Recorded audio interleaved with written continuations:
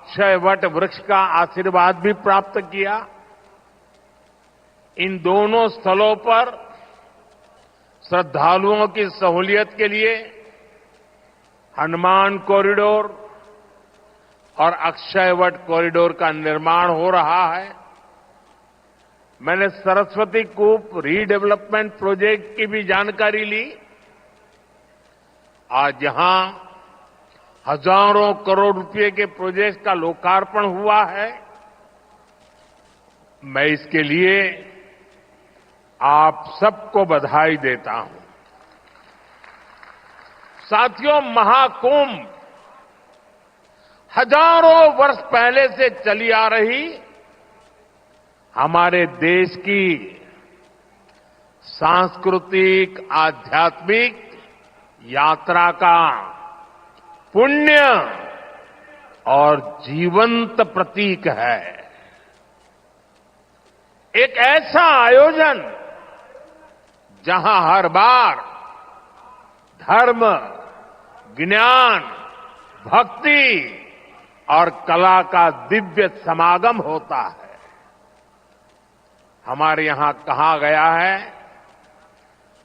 दश तीर्थ सहस्त्राणि तीस्र कोट्यस्तथा अपराहा सम आगच्छन्ति माध्यातु प्रयागे भरतर्षभ।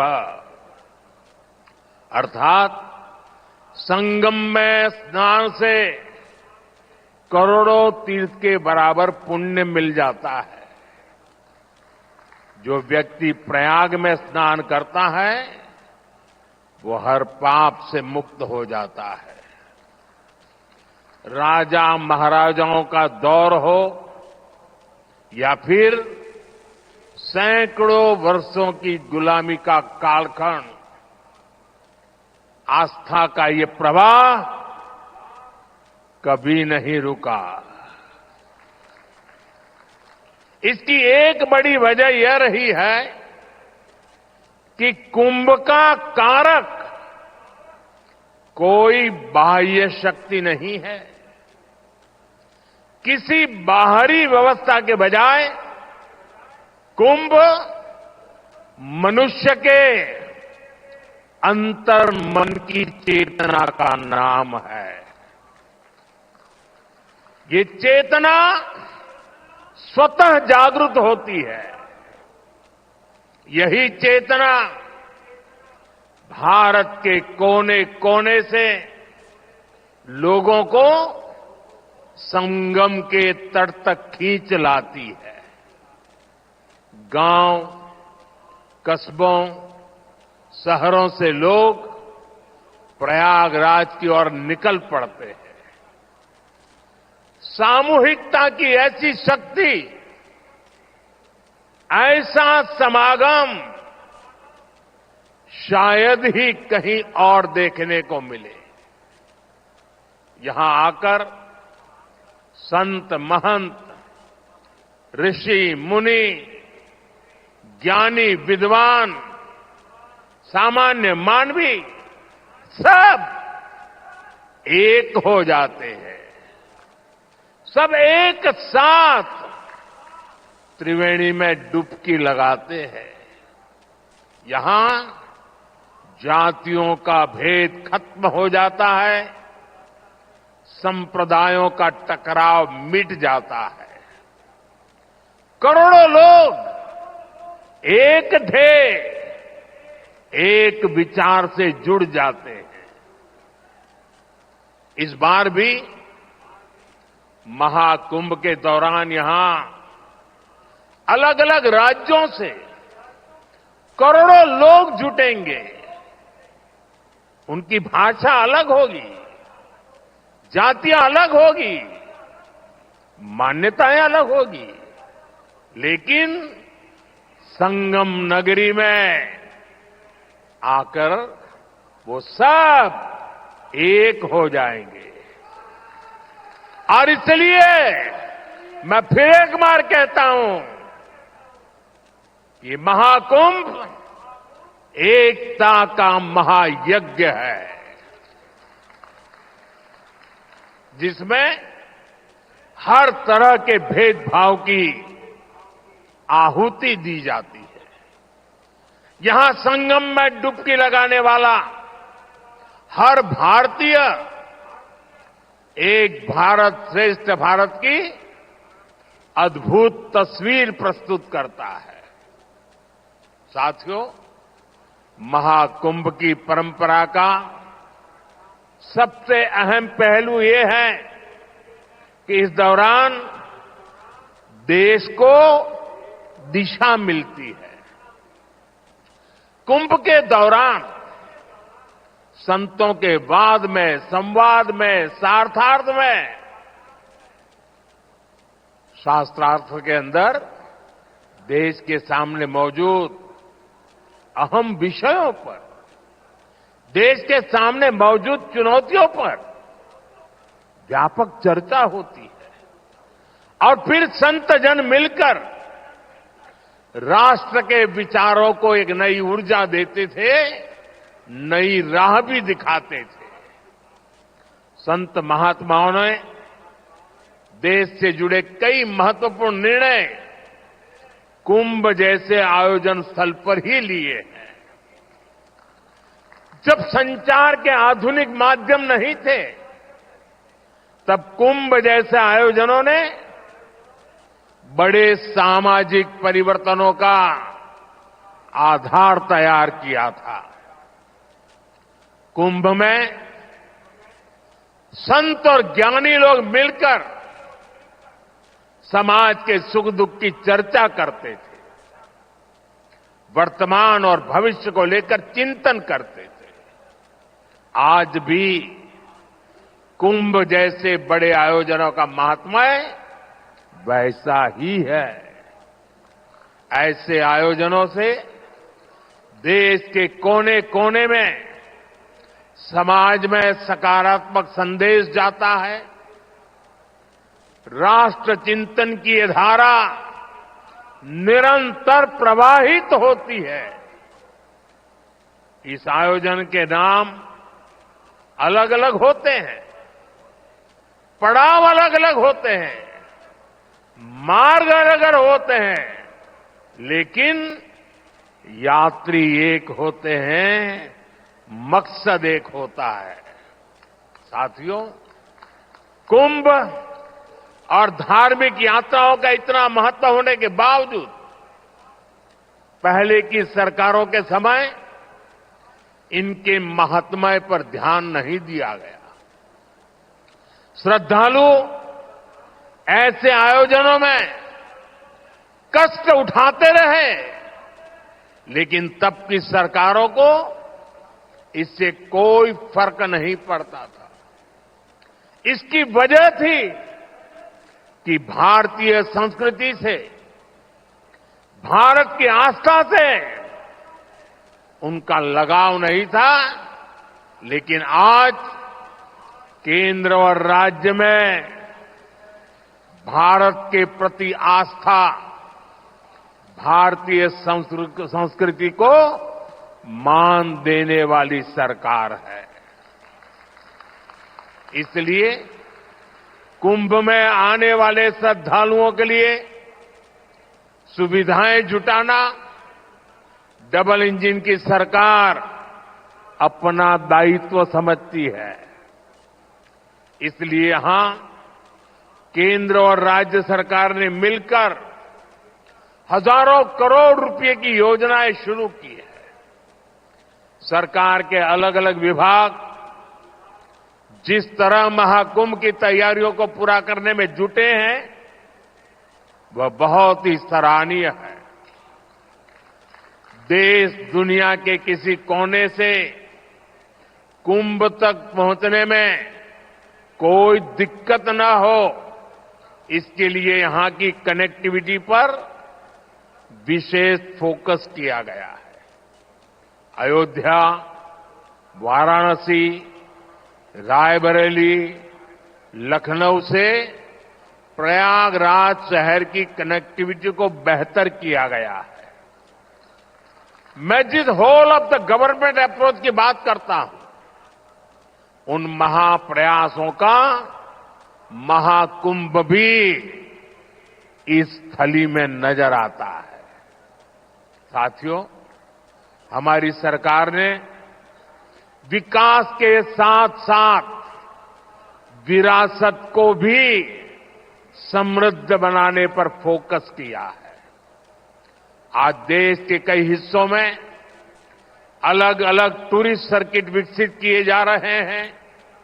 Ramayan circuit, Shri Krishna circuit, Buddhist circuit, Tirthankar circuit, इनके माध्यम से हम देश के उन स्थानों को महत्व दे रहे हैं जिन पर पहले फोकस नहीं था। स्वदेश दर्शन योजना हो, प्रसाद योजना हो, इनके माध्यम से तीर्थ स्थलों पर सुविधाओं का विस्तार किया जा रहा है। अयोध्या के भव्य राम मंदिर ने पूरे शहर को कैसे भव्य बना दिया है, हम सब इसके साक्षी हैं। विश्वनाथ धाम, महाकाल, महालोक, इसकी चर्चा आज पूरे विश्व में है।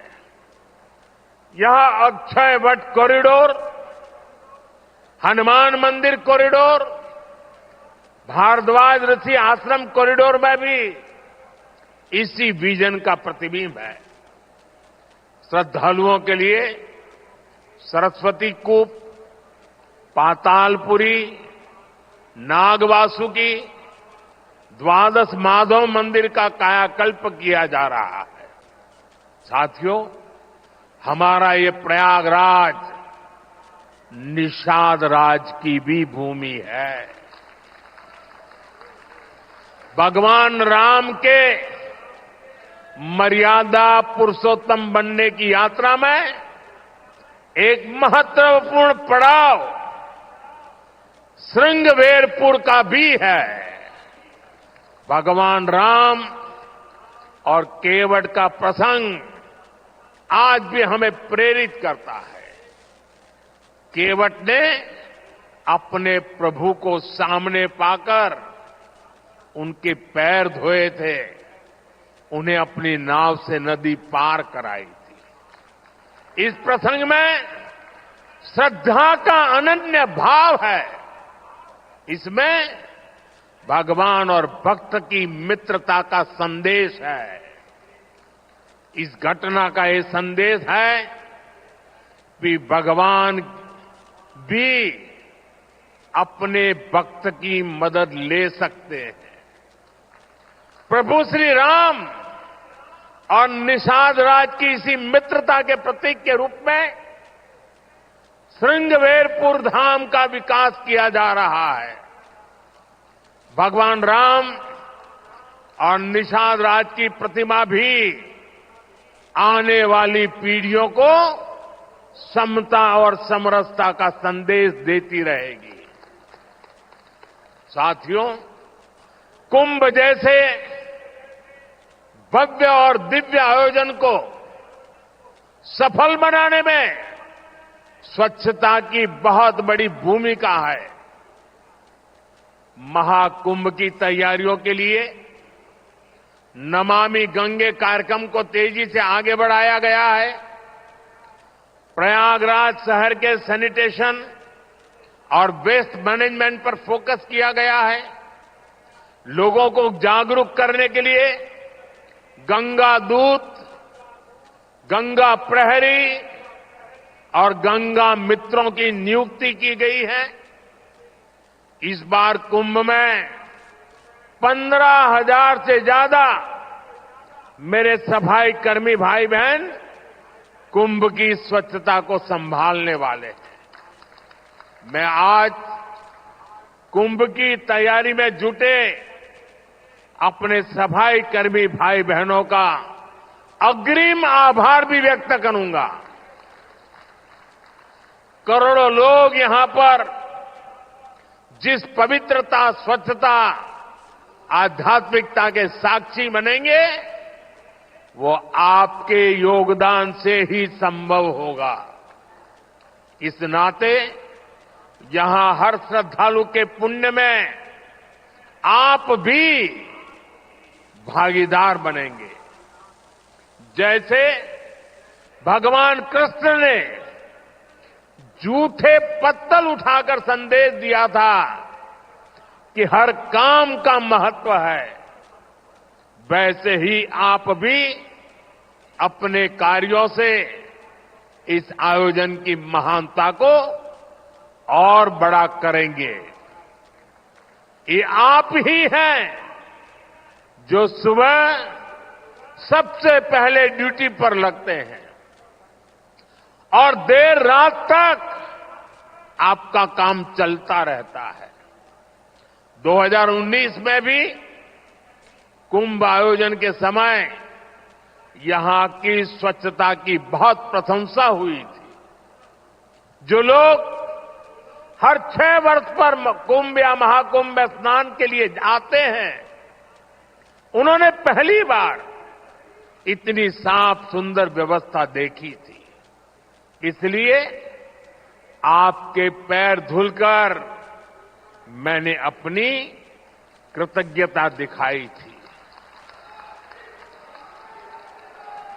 हमारे स्वच्छता कर्मियों के पैर धोने से मुझे जो संतोष मिला था, वो मेरे लिए जीवन भर का यादगार अनुभव बन गया है। साथियों, कुंभ से जुड़ा एक और पक्ष है जिसकी चर्चा उतनी नहीं हो पाती। ये पक्ष है कुंभ से आर्थिक गतिविधियों का विस्तार। हम सभी देख रहे हैं कैसे कुंभ से पहले इस क्षेत्र में आर्थिक गतिविधियों में तेजी आ रही है। लगभग 1.5 महीने तक संगम किनारे एक नया शहर बसा रहेगा। यहां हर रोज लाखों की संख्या में लोग आएंगे। पूरी व्यवस्था बनाए रखने के लिए प्रयागराज में बड़ी संख्या में लोगों की जरूरत पड़ेगी। 6,000 से ज्यादा हमारे नाविक साथी, हजारों दुकानदार साथी, पूजा पाठ और स्नान ध्यान कराने में मदद करने वाले, सभी का काम बहुत बढ़ेगा। यानी यहां बड़ी संख्या में रोजगार के अवसर तैयार होंगे। सप्लाई चेन को बनाए रखने के लिए व्यापारियों को दूसरे शहरों से सामान मंगाने पड़ेंगे।